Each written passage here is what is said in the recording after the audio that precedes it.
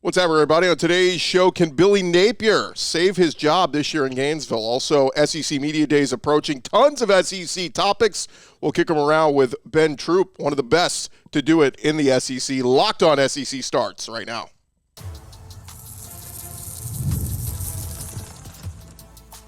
You are Locked On SEC, your daily podcast on the Southeastern Conference. Part of the Locked On Podcast Network, your team every day. And what's up, everybody? Welcome to Locked On SEC. It's great to have you guys along. I'm Chris Gordy. Thanks for making Locked On SEC your first listen every day. Shout out to everydayers. We're free and available wherever you get your podcasts and on YouTube, part of the Locked On Podcast Network, covering your team every day. And today's episode brought to you by FanDuel. Make every moment more with FanDuel. They're hooking all customers up with a boost or a bonus daily. There's something for everyone every day, all summer long. Visit FanDuel.com today to get started. And man, right out of the gates, we're jumping out hot. Joining us today is our buddy Ben Troupe, former Florida tight end, went on to play in the NFL, play for the Tennessee Titans, among several other teams. He's been a radio host. He's been an author of the book Uncommon and Unfinished, and he joins us now. Ben, it has been a while, man. Thanks for joining us. Hey, man, Chris, man, I was starting to think, I said, listen, did I say something to Chris that I shouldn't have said? But no, I'm just messing with you, man. It's, with SEC Media Days around the corner, with not too many days from, OU and Texas coming into the SEC, it was on the right that I jump on with you, sir. Yeah, it's crazy, man. This thing is already upon us. It's crazy how quick it got here. Let's start here because I saw the Big 12 Media Days started their Media Days yesterday, and Brett Yormark, I think he's done a pretty good job with the Big 12 overall, but he gets a little bit too big for his britches sometimes. I don't know if you saw these comments he made. He talked to the media and said, "I will not stop until we are the number one conference in America." And as SEC guys, I just kind of looked at it and went, look, Brett, no offense, man, but I don't think the Big 12 will ever be the number one conference in America. We know who the number one conference is. Unless you get Alabama, LSU, Georgia all over to the Big 12, this thing ain't happening. It's not, but what else is he supposed to say, right? I mean, in his defense, he's realizing my two cash cows are literally gone, literally. And now I'm trying to save face to show everybody else, look, man, we're going to get some other teams in here. Might not have the same brand equity as the two. You can't have any greater brand equity than the two that left, but you make the SEC bigger when you say things like that. Like when you start saying things like, I'm not going to stop until. Well, until doesn't have a timeline on it. What does until mean? That's like saying, it's like going to somebody saying, listen, man, I'm going to get you the money back that I owe you. Well, how much money do you owe me? Oh, how much money do I? Exactly. You owe me that much because it's been that long. But, hey, Brett, look, keep on trying to make waves.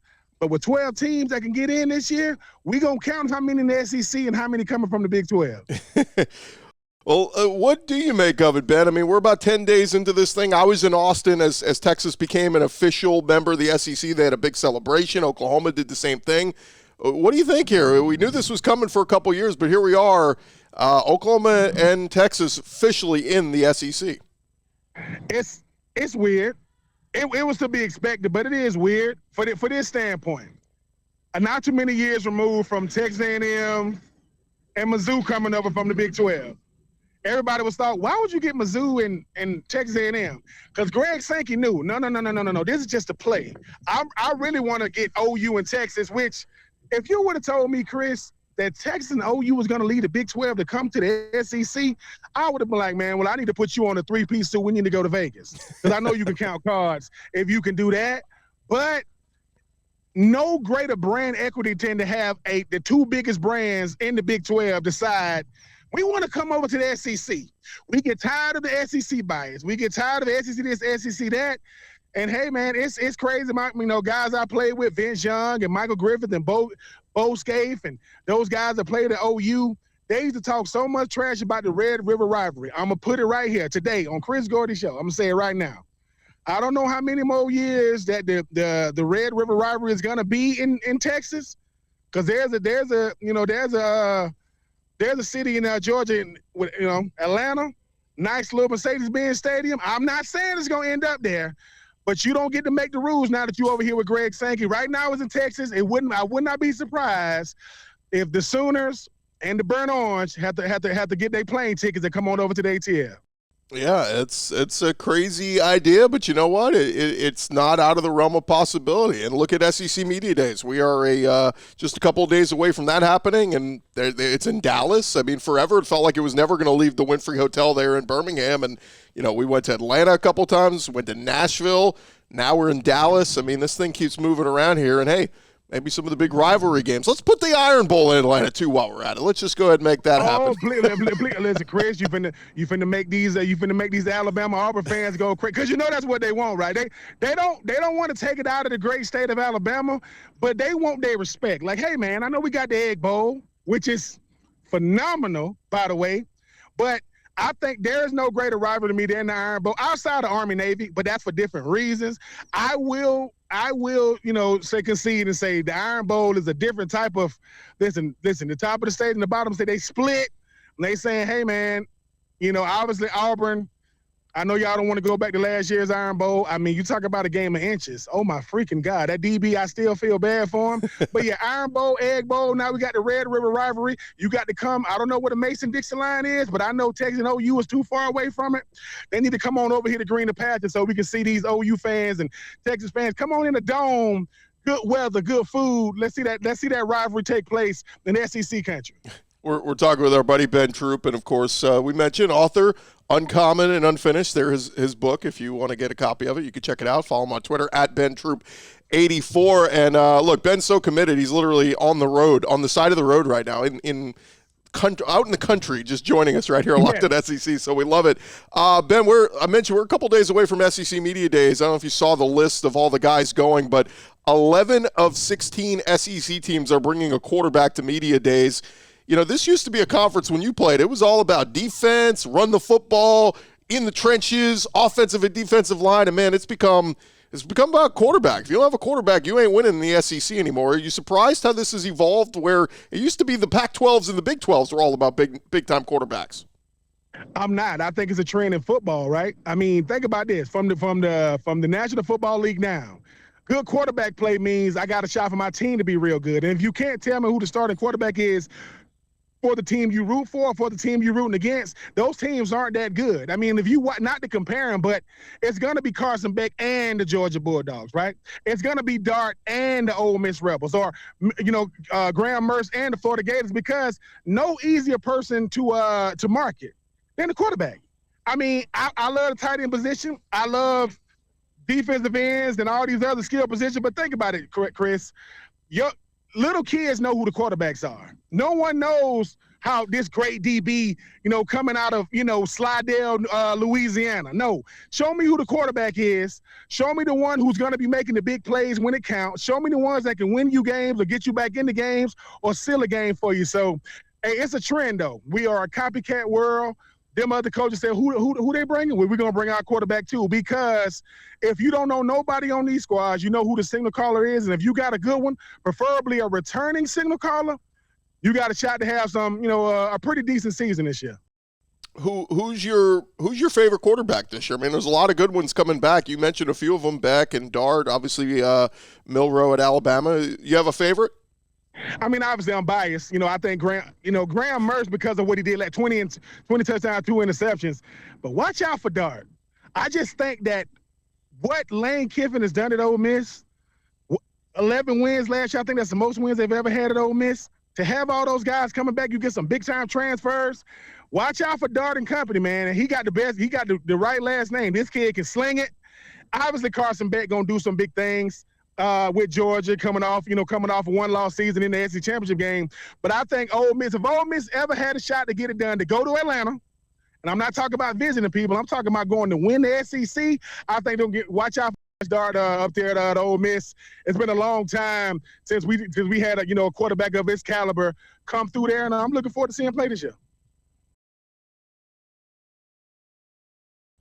Hey, more with Ben Troupe here in just a second, but first we want to talk a little bit about our friends over at FanDuel. Look, as the sporting world, I mean, we're into this dog days of summer where you got MLB, you got, NBA ended, hockey ended, everything else. We're getting ready for football season. But look, it's never too early to get in on the college football betting, and FanDuel lets you keep the sports going whenever you want. All you got to do is open the app, dream up any bets anytime you're in the mood, and throughout this summer, FanDuel's hooking up all customers with a boost or a bonus daily. That's right. There's something for everyone every day, all summer long, and you can go check it out at FanDuel.com. We're talking a little bit about the Florida Gators today with Ben Troupe. Hey, Florida, they are a 2.5-point underdog versus Miami in their season opener down in Gainesville. If you want to get the Gators at plus 108 on the money line, FanDuel's got that up there right now. The over-under in the game, they got 54.5.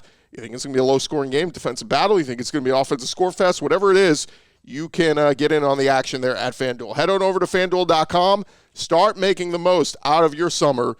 They are FanDuel. They are the official sports betting partner of Major League Baseball. Go check them out, FanDuel.com today.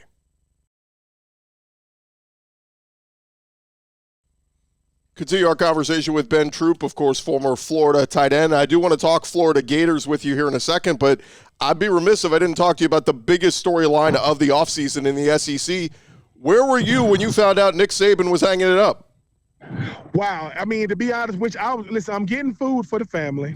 I'm in one of my favorite restaurants, and I look up, and I say Nick Saban, retiring, and I'm looking at these people like, whoo, my people got some joke. Because, I'm thinking they joking. Because it all happened fast, right? The whole Bill Belichick, you talk about Nick Saban. That's a lot of history in football, but I will say this about Nick Saban. Nick Saban did the Tiki Barber. And for those of you who don't know who Tiki Barber was, he's the best running back in New York Giants history. He walked away on top. He didn't walk away when he no longer had it, couldn't win no more. And I know you Georgia fans ain't gonna like this. Did Georgia beat Alabama in the national championship game? Yes. Was Alabama down their two starting receivers? Yes. Has Georgia ever beaten Alabama for the SEC championship game? No. And Nick Saban said, hey, Tua, you expect me to win. Mac Jones, you expect me to win. Greg McElroy, you expect me to win. Jalen Milroe, no one saw me winning, and we got the dub, and we went to the college football playoff. Shout out to the GOAT. We gonna miss him. I know he's somewhere probably, hanging with Messi or Ronaldo or LeBron James. He got nothing but wealthy friends these days. But shout out to the GOAT, man. He's deserved some time off. I know he's gonna be in the booth doing some analyst work, but he went out on top, still showing the whole country I can still coach this game of football pretty good.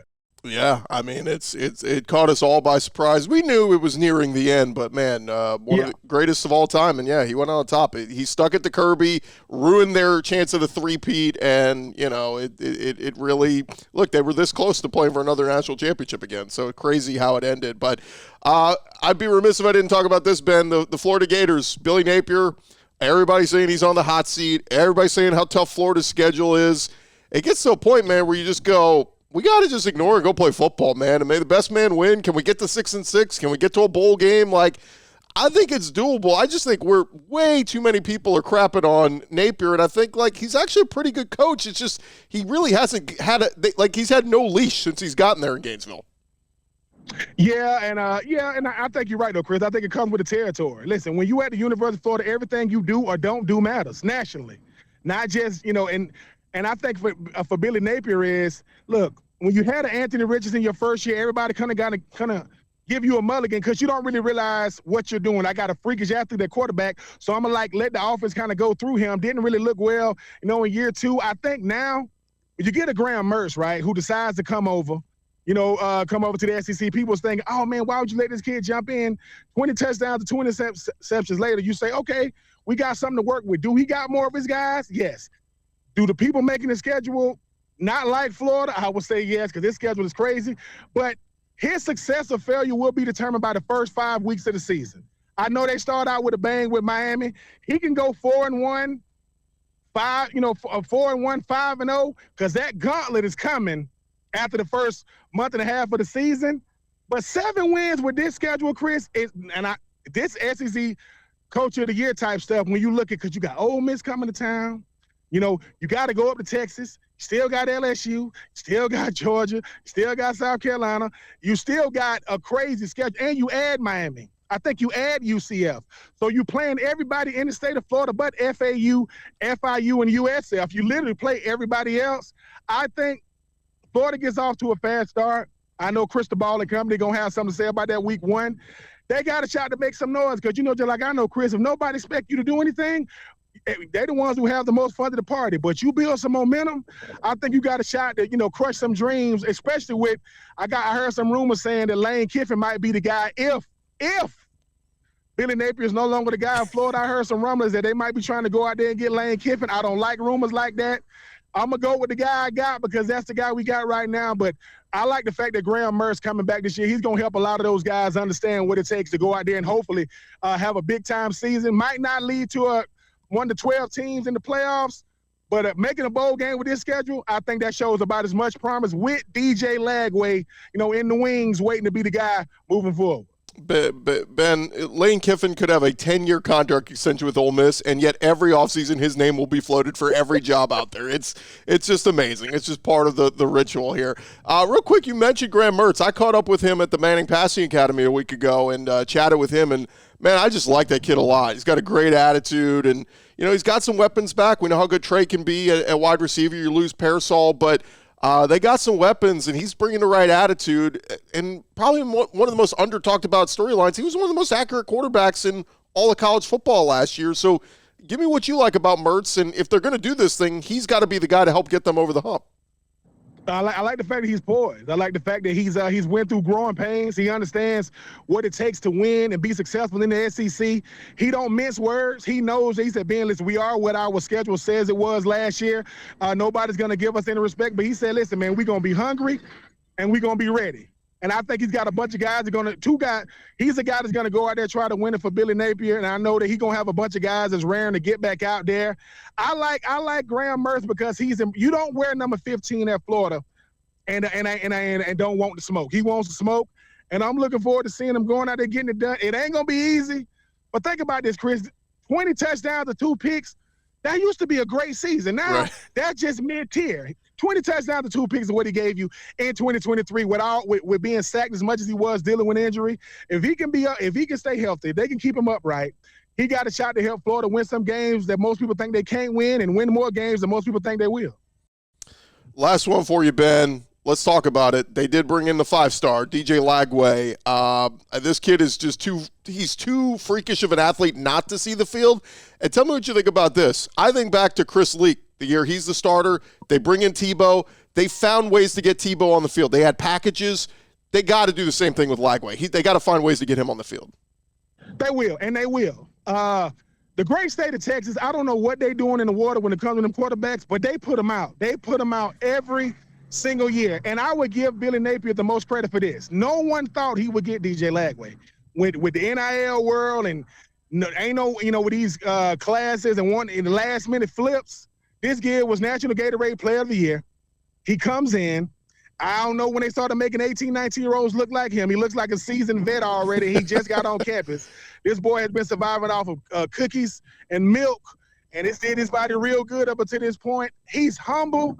He knows that it's eventually going to be his team, but do they give him some packages?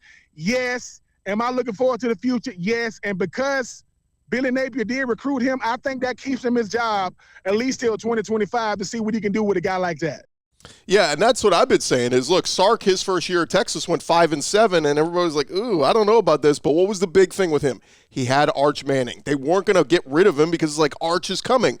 Same thing here with Napier. With Lagway there, like if he goes 5-7, 6-6 this year with a brutal schedule, if you fire Napier, you probably lose Lagway. So does Napier get an extra year to just kind of say, hey, look, guys, this is what's coming. Stick with me. We're going to get Lagway, make him one of the best quarterbacks in the country. So I don't know. It's an intriguing storyline to me to watch. It is going to be intriguing, Chris. And here's the thing. Think about what you just said. Florida goes out there and goes 6-6, 7-5, 8-4. That's going to boost recruiting for 2025 with the guys you already got, committed. DJ Lagway is going to get more weapons. You're going to get more guys around him. I just think that you build for the now you build for the future in the present. I think they did a great job. Him and L.J. McCray, a big-time recruit, 5-star recruit out of the state of Florida. Florida's one of those teams, man, when they're good, college football is good, and when they're bad, it's real bad because people be scratching their head because they never lack talent in that talent-bed, state of Florida high school football. But you got the most coveted. You go out there and get McClain. You get the kid out. You get Camardi McClain kid from Colorado. You getting guys that you coveted in the portal. You're getting guys that you covered in the recruiting. But it don't mean a thing, Chris, if you don't do it during the regular season. Graham Mertz will have a lot to do with the future of the Florida Gators, because if they can get it done this year, I think that's going to help boost it for the next 5 years. Because as much as people talk about this schedule, I don't want to hear anything if Florida finds a way to win with this hand. This is one of the worst hands you're going to get if you've ever played spades in your life. You can find a way to win with this one. Hey, man, that has signs of a great coach in the making. But I think what hurt Florida worse than anything is what's going on in Mizzou. Listen, Eli Drinkwitz and what he's doing with Mizzou, that's what's hurting Florida, because he's not supposed to be doing that and finishing second in the East in a place in Mizzou that's nowhere near the Southeast. In the Southeast, hey, shout out to him. But may the force be with may the force be with my Florida Gators this year and not up there in Manhattan, Missouri. Yeah, Columbia, Missouri. He is Ben Troupe, and man, it's crazy. I was looking at it 20 years ago you got drafted. My God, we're getting old now. You got grays in your beard, and it got me thinking, though, man, if you'd have played in that day and age of NIL, you'd have been eaten, right? I mean, listen, I don't know how much money I would have made, Chris, but I would have had more endorsement deals from a product standpoint, because I'm a product guy. I like, listen, you don't want to give me money, give me product. So I would have like, give me product for the next 15 years of my life. So Chris, like, hey, Ben, what we eating at? Pull out that drawer and pull out one of them gift cards. That's what we eating at. I would have been ahead of my years with that, because listen, money is one thing. I want to have a partnership with these companies for years to come. But hey, man, I'm happy that it skipped my time. I enjoyed my time. I'm happy for the players now. I'm not envious of them. And as a former has-been, I'm going to do all I can to make sure NIL never goes away. And for the future generations, they get even more of what they've earned for the players like myself and the players coming through right now. Hey, you could have gotten that EA Sports check for the NCAA video game coming back. I mean, I had to play with generic number 84 on Florida. Now Troupe would have been right there on the jersey. Now it's going to be Troupe/Pitts. And I'll take that any day of the week. He is Ben Troupe. Again, his book, if you haven't gotten it, go check it out, Uncommon and Unfinished. Follow him on Twitter, @BenTroupe84. Ben, always a trip to talk with you, man, and let's do this again real soon, all right? Hey, Chris, you are the absolute man. Keep doing what you're doing, sir. Whenever you need me, I'm a phone call away. If I got to pull over on the interstate, I'm there. It's obvious. Let's do it again soon. He is Ben Troupe. More Locked On SEC coming your way here in just a sec.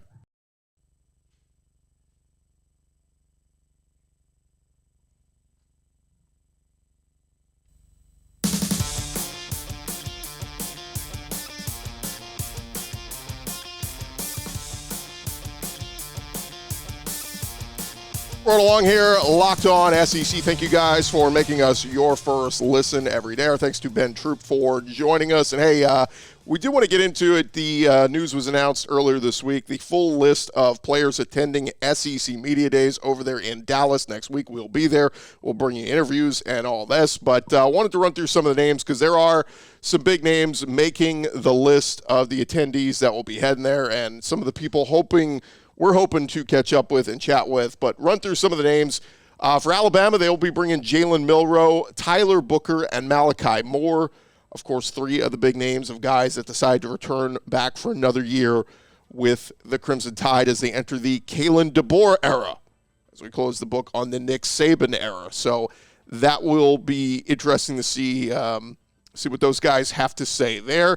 Over at Arkansas, of course, we'll see Sam Pittman bringing a crew of his quarterback, Talon Green, who we had on the show a couple weeks ago. Check that out, Locked On SEC. Wide receiver Andrew Armstrong, who we've heard good things about this offseason. And Landon Jackson, their stud edge rusher, who had a great season last year and was actually with them last year at SEC Media Days. So we'll be interested to see what those guys have to say. Meanwhile, around the rest of the conference, we look at Auburn they're bringing quarterback Peyton Thorne. Thought maybe they might bring him last year, but Peyton Thorne, Hugh Freeze doubling down and all ride on Peyton Thorne in 2024.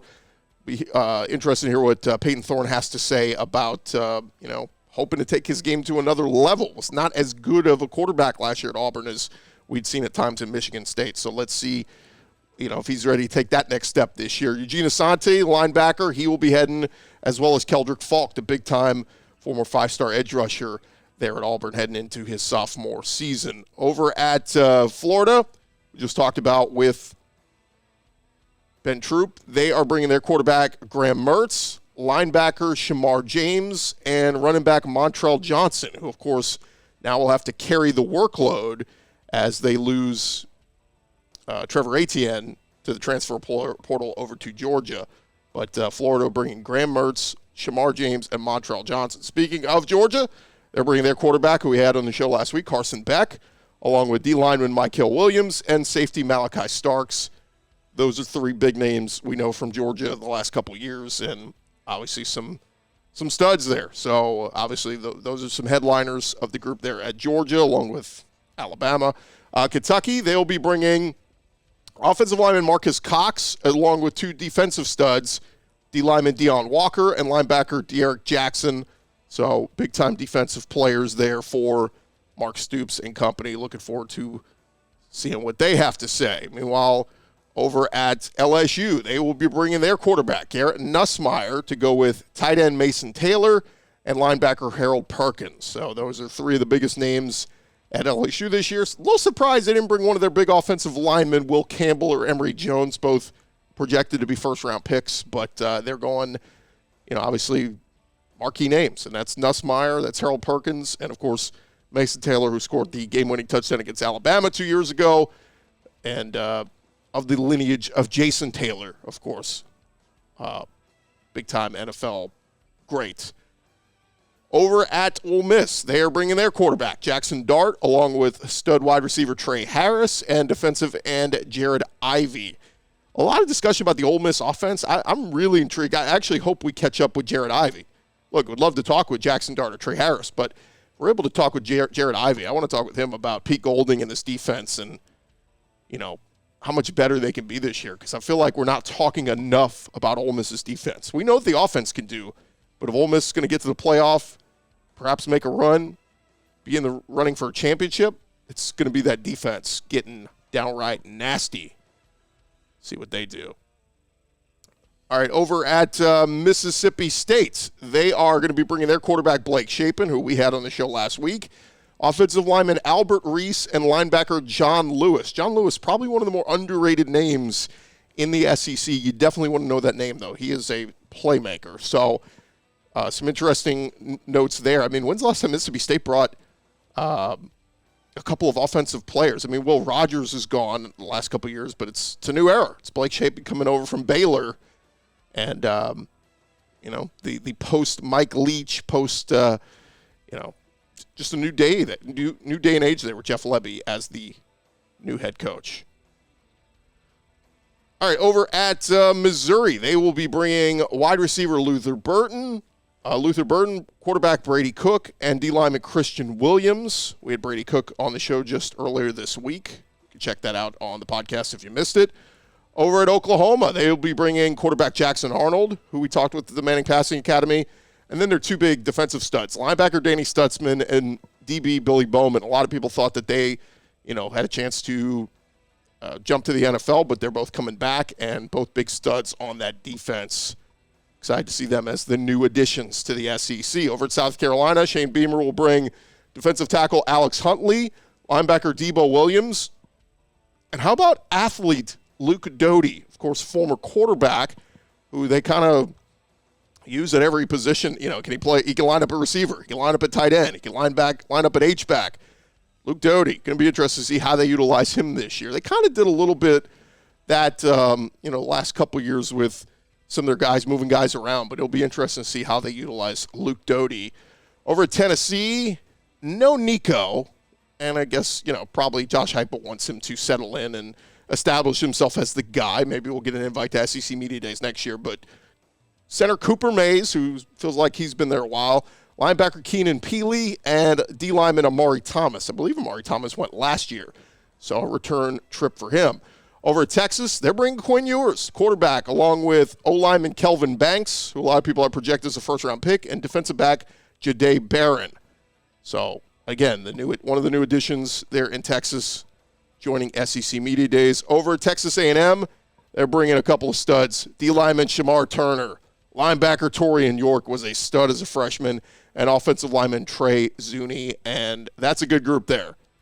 Hopefully we're able to catch up with Shamar Turner, Torian York, because those guys are really, really good. And then over at Vanderbilt, they're going to bring O-lineman Gunnar Hansen, linebacker Langston Patterson, and safety C.J. Taylor. So we'll see if we're able to catch up. We haven't been able to catch up with a Vandy player the last couple of years. We'll see if that will be on the docket this year. All right, that is going to do it for this edition of Locked On SEC. Thank you guys for making us your first listen every day. Thanks to Ben Troupe for joining us. Always fun to catch up with him. And, hey, for your second listen, check out Locked On Sports Today. It is our 24/7 streaming channel on YouTube, available on the Amazon Fire TV, free Fire TV channels app, and on YouTube. It's Locked On Sports Today. All the biggest stories from our national shows covering every league. Again, it is Locked On Sports Today. I'm Chris Gordy. This has been Locked On SEC. Come on back throughout the week, and we will continue talking all things SEC with you.